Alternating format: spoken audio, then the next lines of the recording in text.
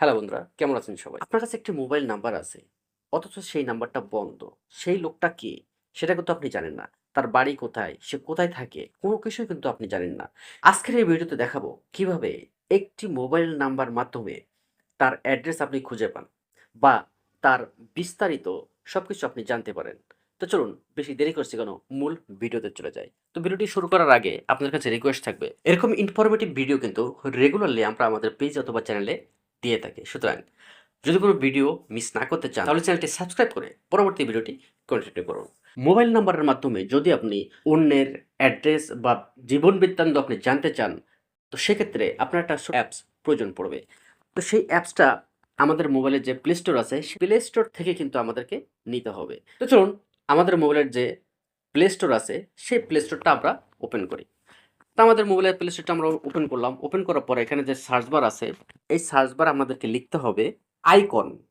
এটাকে লিখে আমাদেরকে ইনস্টল করতে হবে। তো আমি যেহেতু ইনস্টল করে রেখেছি, তো সে কারণে আমার এখানে ওপেন দেখাচ্ছে। তো এখন আপনারা মনে করছেন যে অ্যাপটার নাম তো আমরা পেয়ে গেছি, তাহলে আর সেটিংসগুলো দেখার দরকার নেই।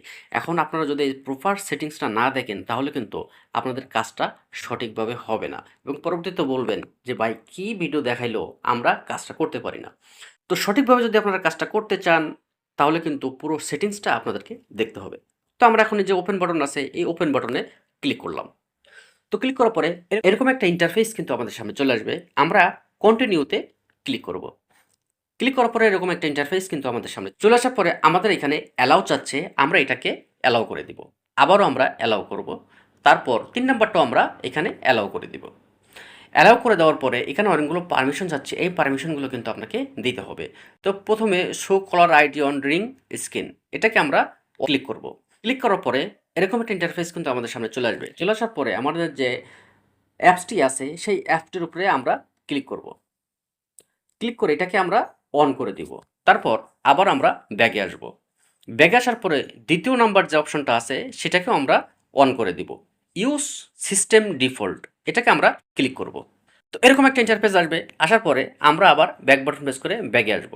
ব্যাগে আসার পরে ইনেবল হোয়াটসঅ্যাপ কলার আইডি, এটাকেও আমরা অন করে দিব। অন করে দেওয়ার পরে এটা আমাদেরকে অন হয়ে গেছে। আমরা আবারও ব্যাক বাটন প্রেস করে ব্যাগে চলে আসলাম। চলে আসার পরে এখন কন্টিনিউ, এই কন্টিনিউতে আপনি ক্লিক করবেন। ক্লিক করার পরে এরকম একটা ইন্টারফেস কিন্তু আমাদের সামনে চলে আসবে। চলে আসার পর দেখেন আমাদের ফোন নাম্বারগুলো কিন্তু এখানে লোড নিচ্ছে।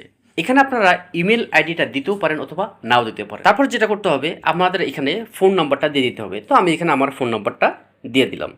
দিয়ে দেওয়ার পরে দিস ইজ মি, এটাকে আমরা ক্লিক করলাম।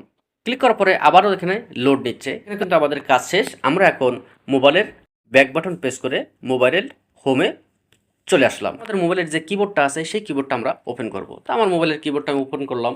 ওপেন করার পরে আমি একটি নাম্বারে ফোন দিব। এখানে দেখেন উপরে যে বাবু নামটা দেওয়া আছে, আমি এটা কল দিব। তো আমি যখন ফোন দিয়েছি তখন কিন্তু আমার স্ক্রিন রেকর্ডটা বন্ধ হয়ে গেছিলো, যে কারণে আপনাদেরকে দেখাতে পারলাম না। তো কল দেওয়ার পরে আমি ফোনটা কেটে দিলাম। ফোনটা কেটে দেওয়ার পরে এরকম একটা ইন্টারফেস কিন্তু আমাদের সামনে চলে আসলো। চলে আসার পরে এখন দেখেন এখানে যে ফেসবুক আইকনটি দেখাচ্ছে, এই ফেসবুকের উপরে যদি আপনি ক্লিক করেন, ক্লিক করার পরে দেখেন এরকম একটা ইন্টারফেস আসবে। আসার পরে আপনি এখানে যে কন্টিনিউটা লেখাটা আছে এই কন্টিনিউর উপরে ক্লিক করেন। ক্লিক করার পরে দেখবেন আপনার যদি দুইটা ফেসবুক লাইট অথবা ফেসবুক দুইটা যদি আপনার ইনস্টল করা থাকে তাহলে এখান থেকে যে কোনো একটা আপনি সিলেক্ট করবেন। আর যদি একটাই যদি ইনস্টল করা থাকে তাহলে আপনাকে আর সিলেক্ট করতে হবে না, অটো আপনার ফেসবুকে নিয়ে চলে যাবে। তো আমি এখানে ফেসবুকে সিলেক্ট করলাম। সিলেক্ট করার পরে দেখেন এই যে বাবুর শুধু বাবু নামে সেভ করা ছিল, এখানে কিন্তু এমডি ইমরান হোসেন বাবু পুরো নামটা কিন্তু এখানে চলে আসছে এবং তার পুরো অ্যাড্রেসটা কিন্তু এখানে চলে আসছে। এখন আপনি কিন্তু তার অ্যাড্রেসটাও জানতে পারলেন, তার পুরো নামটা কি সেটাও কিন্তু আপনি জানতে পারলেন, সে কোথায় থাকে, মানে ফেসবুকের মাধ্যমে কিন্তু সে কোথায় থাকে, কি আসলে সব কিছু তার পুরো জীবন বৃত্তান্ত কিন্তু আপনি জানতে পারবেন। তো এখন আমি ব্যাক বাটন প্রেস করে একটু ব্যাগে চলে আসলাম। তো এখন ফেসবুকটা আপনারা পেলেন। তারপরে যদি আপনি ফেসবুকটা নাও পান তখন এখানে দেখেন যে ৪টা অ্যাপস দেখাচ্ছে, আপনি এখানে ক্লিক করবেন। ক্লিক করার পর দেখেন এখানে কিন্তু অনেকগুলো অপশন কিন্তু আপনার এখানে দেখাচ্ছে। এটার ভিতরে যেকোনো একটাতে কিন্তু আপনি ক্লিক করে তার ফোন নাম্বার দিয়ে যদি এখানে যেকোনো একটা অ্যাক্টিভ থাকে সেখানে ক্লিক করেও তার অ্যাড্রেসটা কিন্তু আপনি পেয়ে যাবেন। তারপর এখানে দেখেন লেখা আছে হোয়াটসঅ্যাপ, যে অপশনটা আছে ক্লিক করেন। ক্লিক করার পরে সে নাম্বারটা বন্ধ। এখনও আপনি তার সঙ্গে যোগাযোগ করতে পারছেন না। তাই সেই নাম্বারে যদি হোয়াটসঅ্যাপও খোলা থাকে, তাহলে কিন্তু সেই হোয়াটসঅ্যাপের মাধ্যমে কিন্তু আপনি তার সঙ্গে কথা বলতে পারেন।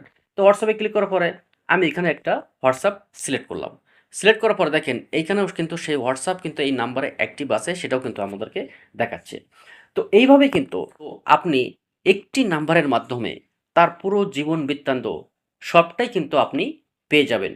কোনো ঝামেলা ছাড়াই। তো ভিডিওটি কেমন লাগলো অবশ্যই কমেন্ট করে মতামতটি জানাবেন। আর লাইক দিতে কিন্তু ভুলবেন না। দেখা হবে পরবর্তীতে। ভালো থাকেন ততক্ষণ। আল্লাহ হাফেজ।